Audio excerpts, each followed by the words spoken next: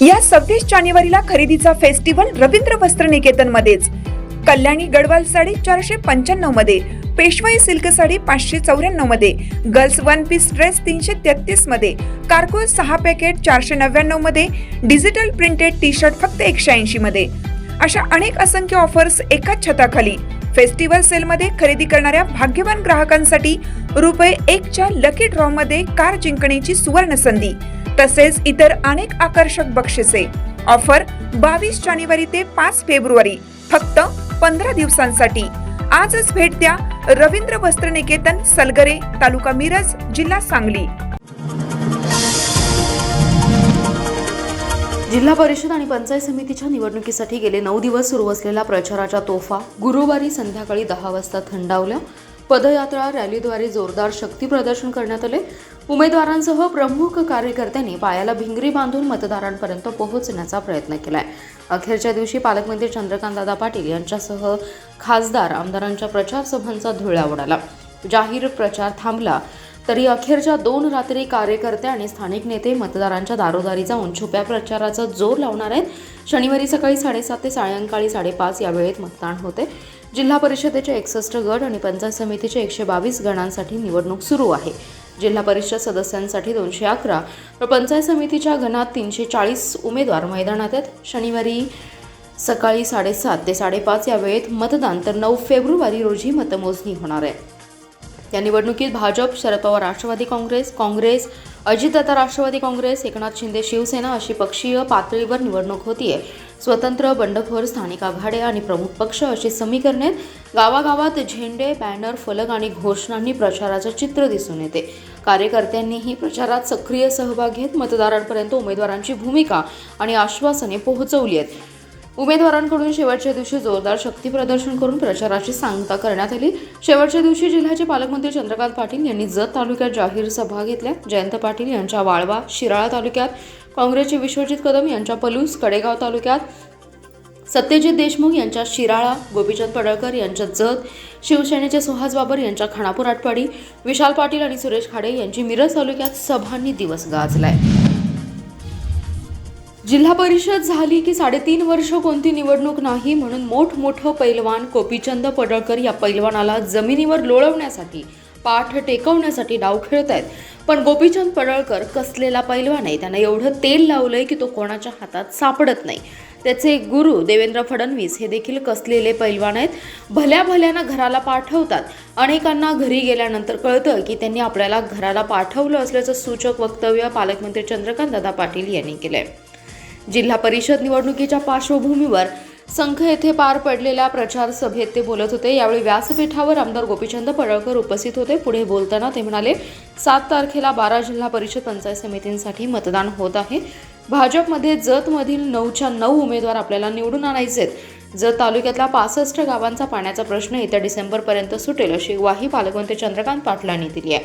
जत तालुक्यात जिल्हा परिषद निवडणुकीसाठी भाजपा आमदार गोपीचंद पडळकर यांच्या नेतृत्वाखाली भाजपा स्वबळावर निवडणूक लढवत आहे. या निमित्ताने संखमध्ये आमदार गोपीचंद पडळकर यांच्या उपस्थितीमध्ये पारंपरिक चंद्रकांत पाटलांची प्रचार सभा पार पडली आहे. या सभेतून पालकमंत्री चंद्रकांत पाटलांनी जत तालुक्यातल्या पाण्यापासून वंचित असणाऱ्या 65 गावांना येत्या डिसेंबरपर्यंत पाणी मिळेल हे लेखी देतो अशी ग्वाही दिली आहे.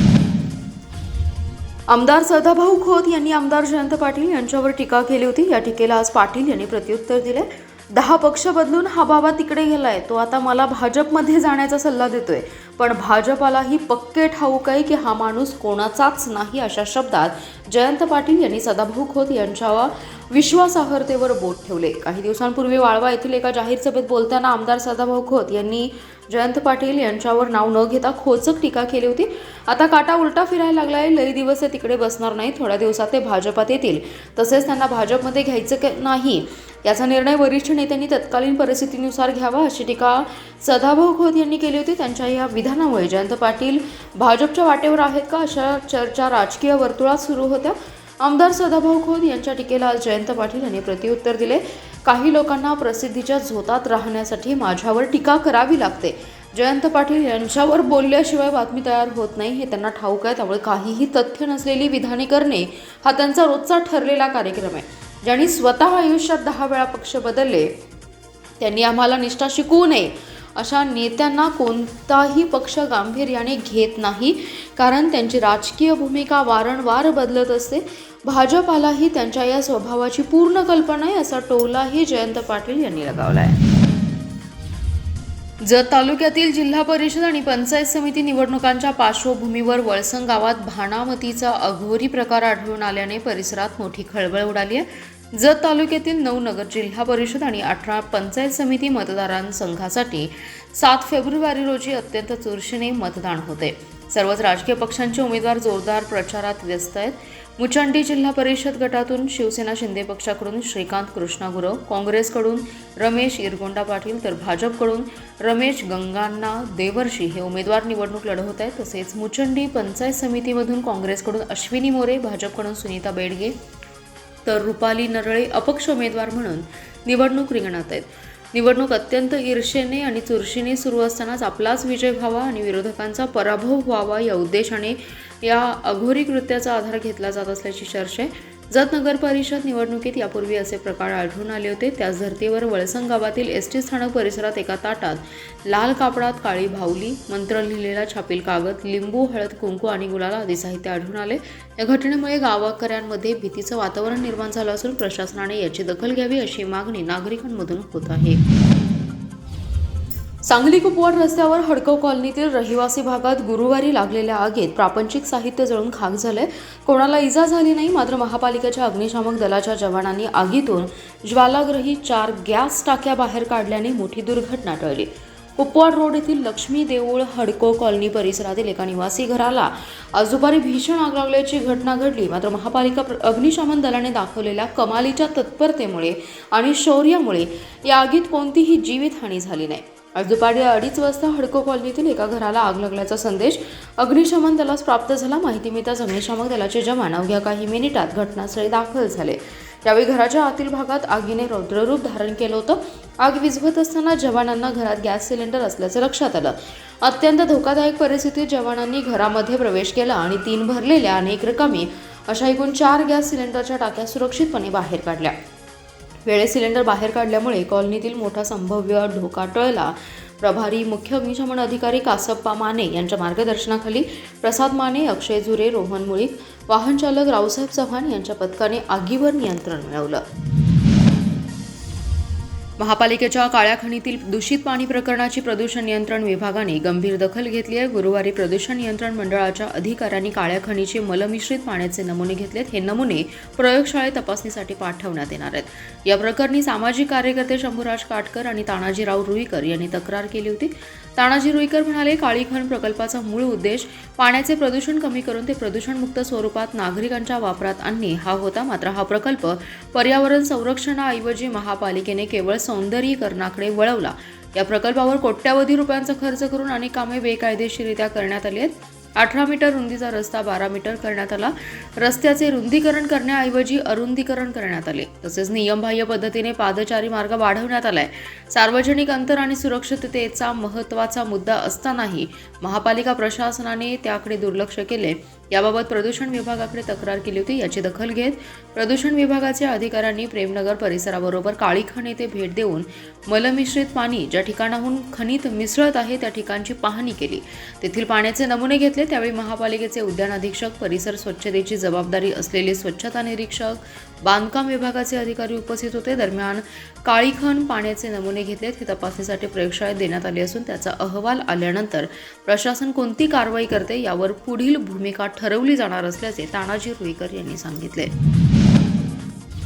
जिल्हा परिषद आणि पंचायत समिती निवडणुकीच्या पार्श्वभूमीवर विटा पोलीस ठाणे हद्दीतील गुन्हेगार राहुल चंद्रकांत जाधव आणि बादल अब्दुल पिरजादे या 2 टोळ्यांना सांगली व सातारा जिल्ह्यातून 2 वर्षांसाठी हद्दपार केले. पोलीस अधीक्षक संदीप घुगे यांनी गुन्हेगारी टोळ्यांची दहशत मोडून काढण्यासाठी ही कारवाई केली. विटा हद्दीतील टोळी प्रमुख राहुल जाधव, सदस्य सागर भानुदास चौथे, अभिषेक चंद्रकांत नदाटे, सुनील अनिल पवार या टोळीविरुद्ध 2015 ते 2025 या कालावधीत जबरदस्तीने पळवून नेणे, ॲट्रॉसिटी, इच्छापूर्वक जबर दुखापत करणे, जीवे मारण्याची धमकी देणे, सार्वजनिक मालमत्तेचे नुकसान करणे, बेकायदा जमाव जमवून घराचे नुकसान करणे, खाजगी सावकारी, आत्महत्येस प्रवृत्त करणे, हद्दपारी आदेशाचा भंग, खंडणी, घातक शस्त्र बाळगणे, कट रचून खुनाचा प्रयत्न करणे अशी गुन्ह्याची मालिकाच दाखल आहे. राहुल जाधव टोळीने परिसरात दहशत निर्माण केली होती. टोळी कायद्याला जुमानत नव्हती, त्यामुळे विटा पोलिसांनी टोळीविरुद्ध हद्दपारीचा प्रस्ताव अधीक्षक घुगे यांना सादर केला होता. विटा हद्दीतील दुसऱ्या टोळीचा प्रमुख बादल अब्दुल पिरजादे, प्रीतम सदाशिव शिंदे या टोळीविरुद्ध 2025 मध्ये दुचाकी चोरी, आरोग्यास अपायकारक औषधी द्रव्य विक्री करणे असे गुन्हे दाखल आहेत. टोळीविरुद्ध विटा पोलिसांनी हद्दपारीचा प्रस्ताव बनवला होता. अधीक्षक घुगे यांनी दोन्ही टोळ्यांचा प्रस्तावाचे अवलोकन करून उपअधीक्षक विपुल पाटील यांच्याकडे चौकशीसाठी प्रस्ताव पाठवला. उपअधीक्षक पाटील यांनी पाठवलेल्या अहवालानंतर अधीक्षक घुगे यांनी सलग सुनावणी घेऊन 6 जणांना पोलीस अधिनियमातील कलम 55 मधील तरतुदीनुसार सांगली आणि सातारा 2 जिल्ह्यातून 2 वर्षांसाठी हद्दपार केले. चालू असलेल्या निवडणुकीच्या पार्श्वभूमीवर कारवाई केल्यानंतर आगामी काळात देखील आणखी काही टोळ्यांवर करडी नजर ठेवून कारवाई करण्याचा इशारा देण्यात आलाय. माधवनगर ते कर्नाळ रस्त्यावरील हुपरी गार्डनमध्ये लग्न समारंभात नजर चुकवून दागिन्यांवर डल्ला मारणाऱ्या सराईत चोरट्याच्या मुसक्या आवळण्यात पोलिसांना यश आले. या चोरट्याकडून चोरीतील 4,05,000 रुपयांचे सोन्याचे गंठण जप्त केले. स्थानिक गुन्हे अन्वेषणच्या पथकाने संजयनगर परिसरात सदरची कारवाई केली. फिरासत फकरुद्दीन शेख असं अटक केलेल्या चोरट्याचं नाव आहे. अवघ्या 24 तासात गुन्ह्याचा छडा लावून शेख याच्याकडून गंठण जप्त केले. हुपरी गार्डन येथे 3 रोजी लग्न समारंभ होता. लग्नाची धामधूम सुरू असताना संशयित शेख यांनी तिथे प्रवेश केला. तिथे शुभम अनिल देसाई राहणार गव्हर्नमेंट कॉलनी विश्रामबाग यांच्या पत्नीच्या बॅगेतील सोन्याचे 3 तोळ्याचे गंठण त्याने बेमालूमपणे लंपास केले. पावणे 12 ते 4:30 या दरम्यान हा प्रकार घडलाय. दुपारी 4:30च्या सुमारास देसाई यांच्या पत्नीच्या बॅगेतील गंठण लंपास झाल्याचं समजतात सर्वत्र शोधाशोध केली तेव्हा चोरी झाल्याचं स्पष्ट झालं. याबाबत त्यांनी सांगली ग्रामीण पोलीस ठाण्यात फिर्याद दिली आहे. स्थानिक गुन्हे अन्वेषणचे निरीक्षक संजीव झाडे यांनी उपनिरीक्षक कुमार पाटील यांच्या पथकाला सूचना दिल्या होत्या.